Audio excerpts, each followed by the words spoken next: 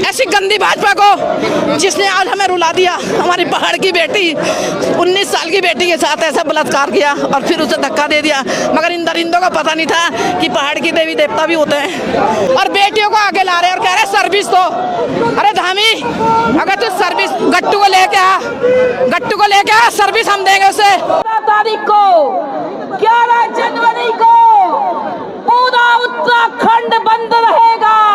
11 जनवरी के दिन तय हो गया है, हम लोग पूरे उत्तराखंड को बंद करेंगे। नमस्कार, आपके साथ मैं रीना झा बालियान। 2027 में उत्तर प्रदेश उत्तराखंड में विधानसभा चुनाव होने हैं, लेकिन 27 चुनाव से पहले ही बीजेपी चौतरफा घिरती हुई नजर आ रही है। अगर आप अंकिता भंडारी हत्याकांड मामले के बारे में जानते होंगे तो शायद ये पूरा अपडेट भी आपके पास होगा कि इन दिनों उत्तराखंड में अंकिता भंडारी हत्याकांड मामले को लेकर एक बार फिर से सियासत गरमाती हुई नजर आ रही है और सियासत में इस कदर उबाल पैदा हो गया है कि यहाँ पर बीजेपी चौतरफा घिरती हुई नजर आ रही। न सिर्फ विपक्ष यहाँ सवाल उठा रहा है बल्कि बीजेपी के अपने भी पार्टी की मुश्किलें पैदा करते हुए नजर आ रहे हैं। बीते दिन देहरादून में जो कुछ हुआ वो आपने भी तस्वीरें देखी होंगी, सोशल मीडिया के माध्यम से, समाचार पत्रों के माध्यम से आपने भी जानकारी हासिल की होगी कि देहरादून में रविवार का दिन आखिर कितना आक्रोश भरा रहा। लोगों ने किस तरीके से अपनी नाराजगी जाहिर की। अलग अलग संगठन एक साथ आए, हाथ में पोस्टर बैनर्स लेकर वो प्रदर्शन करते नजर आए क्योंकि वो मांग कर रहे हैं कि बीजेपी इस पूरे मामले में सामने आकर सीबीआई जांच बैठाए और बीजेपी सरकार इस पूरे मामले में कदम बढ़ाए। अंकिता भंडारी हत्याकांड मामले में वो वीआईपी कौन था जिसने एक्स्ट्रा सर्विस देने के लिए कहा था और इस पर इनकार किया जब अंकिता भंडारी ने तो उसे मौत के घाट उतार दिया जाता है।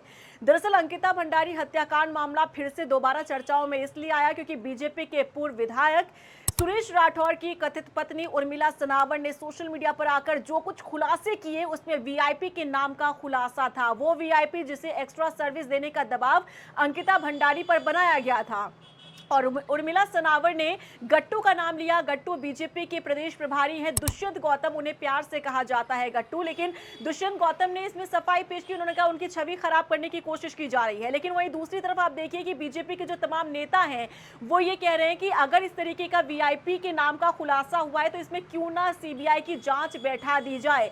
और एक बड़ी बात यह भी है कि जिस तरीके से रविवार के दिन प्रदर्शन देखने को मिला, अब ऐलान कर दिया गया है सर्व संगठन की तरफ से कि 11 तारीख को उत्तराखंड को बंद रखा जाएगा।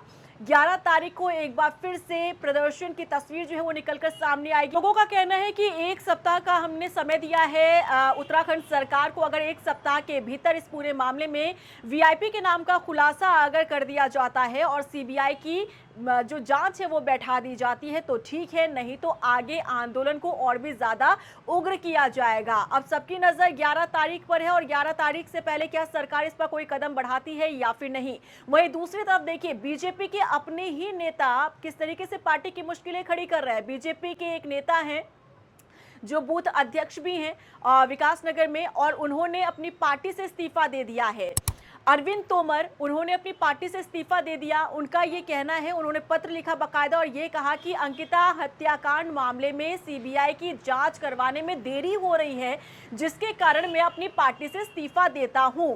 यानी कि विपक्ष, सिर्फ विपक्ष नहीं, तमाम संगठन नहीं बल्कि पार्टी के अपने नेता भी ये मांग कर रहे हैं कि इस पूरे मामले में सीबीआई की जांच होनी चाहिए। अगर उर्मिला सनावर ने वीआईपी के नाम का खुलासा किया है तो इसमें जरूर कुछ ना कुछ छिपा है और आखिर इसमें देरी क्यों कर रही है, सीबीआई जांच करवाने में बीजेपी देरी क्यों कर रही है। अगर वाकई में इतने सवाल उठ रहे हैं, अगर किसी नेता का नाम सामने आ रहा है तो इसमें सीबीआई जांच करवाने में क्या हर्ज है।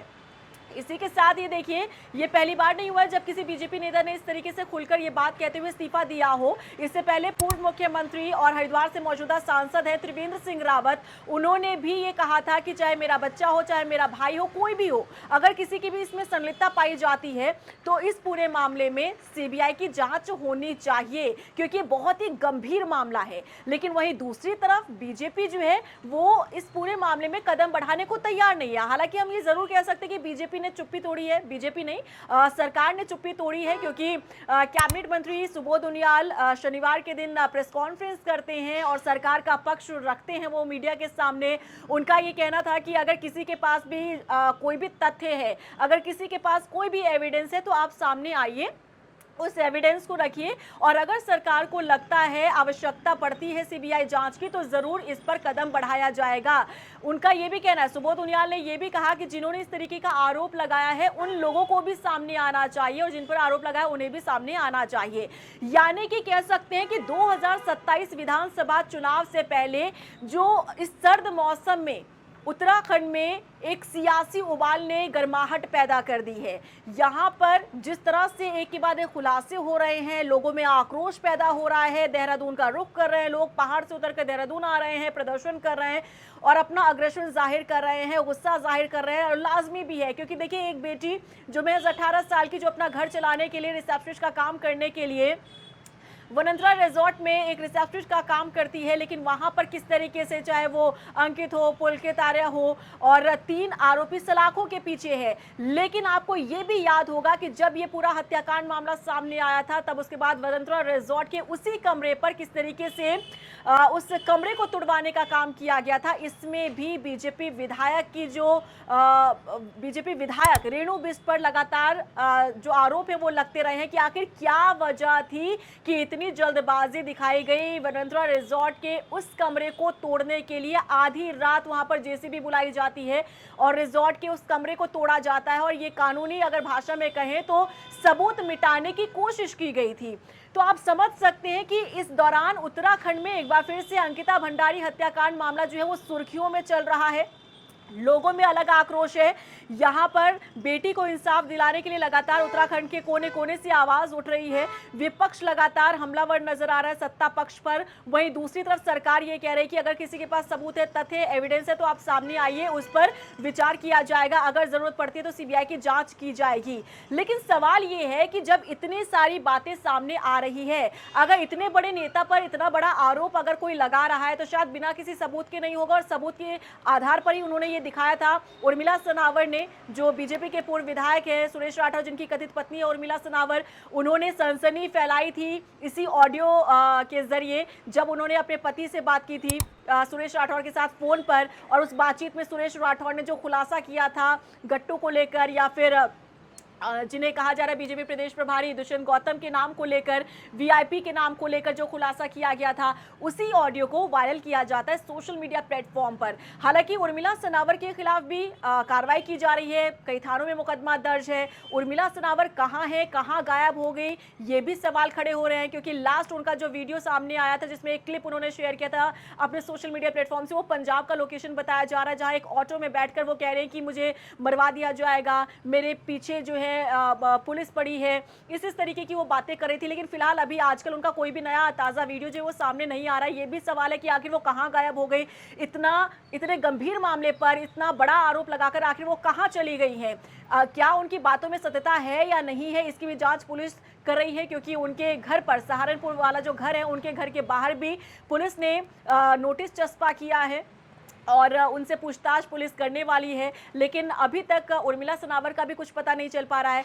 अब ये है कि उत्तराखंड जो 11 तारीख को बंद रखा गया है, क्या इस पर या इससे पहले सरकार कोई एक्शन लेती है, सरकार का क्या इस पर कदम होगा, क्या धामी सरकार इस पर गंभीरता दिखाते हुए एक कदम उठाएगी, या फिर हर मुद्दों की तरह ये आई गई बात हो जाएगी। लेकिन देखिए, चुनाव के बिल्कुल इतना नजदीक आकर इस पूरे मामले को इतना हल्का लेना शायद हो सकता है सत्ता पक्ष के लिए काफी मुश्किलों भरा हो सकता है आगे भविष्य के लिए, क्योंकि चुनाव के दौरान जनता जनार्दन अगर इस मुद्दे को जानती है कि किस तरीके से उठाना है, विपक्ष अगर इसे और हवा देने की कोशिश कर रहा है, तो इसका बड़ा नुकसान जो है सत्ता पक्ष को, धामी सरकार को उठाना पड़ सकता है। इसीलिए जरूरत है कि अगर इन बातों में वजन है, अगर आरोप लगाए जा रहे हैं, तो सरकार को चाहिए कि आगे आए और सीबीआई जांच इस पूरे मामले पर बैठा दी जाए, ताकि दूध का दूध पानी का पानी हो जाए। अगर आप इस पूरे मामले को जानते हैं पहले से ही, अगर आप देखते आ रहे हैं, तो आपको क्या लग रहा है, क्या सरकार वाकई में इस पूरे मामले को लेकर कदम बढ़ाएगी या फिर नहीं बढ़ाएगी?